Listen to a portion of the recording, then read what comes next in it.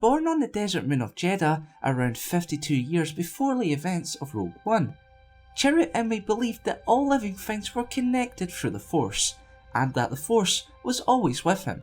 Consequently, he joined the Guardians of the Wills, a near-extinct order that sided neither with the Jedi nor the Sith.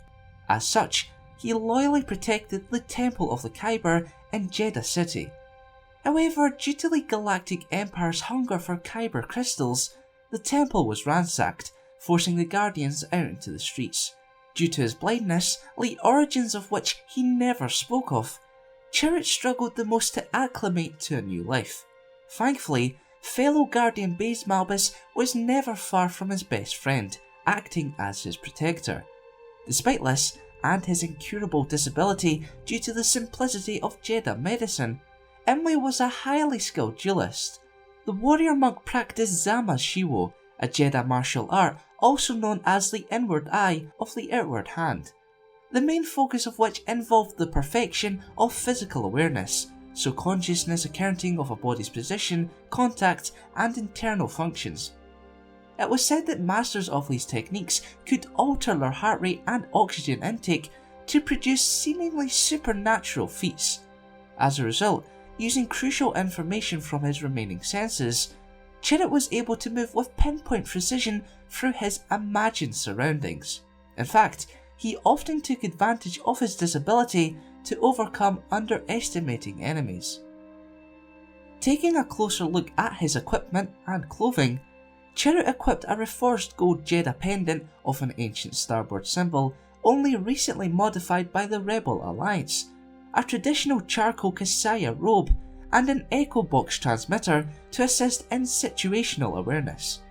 He also wielded a flame-hardened Unity wood walking staff, the top of which was capped with a metal lamp containing Kyber silver.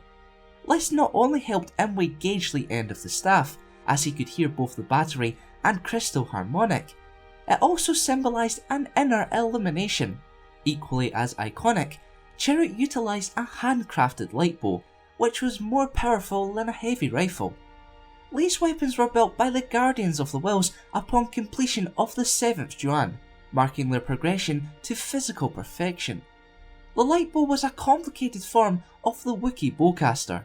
Consequently, operating in a similar manner, the limbs of the bow extended on articulated risers, and each was tipped with a polarizer array that drew a charged particle round from the serving barrel. The weapon also consisted of a telescopic sight rest, a recycled E11 blaster handle, a stabilising handle, a flashback suppressor rim, and a case-hardened emitter barrel. Now it's time for this week's question. Which badass blind warrior do you prefer, Chirrut Îmwe or Kanan Jarrus? Let me know in the comments below. Also, to have your say in future Rogue One lore videos, head on over to thekangazans.com and get voting. Thanks for watching, and for more Star Wars related content, keep a logged here to the Kangazans.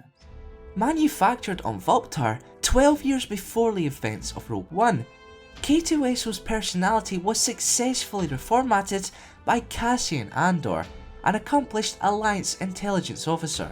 However, while his work eliminated many of Arrakid Industries' presets, K harboured an unwelcoming side effect: blunt honesty and stark observations with every assessment.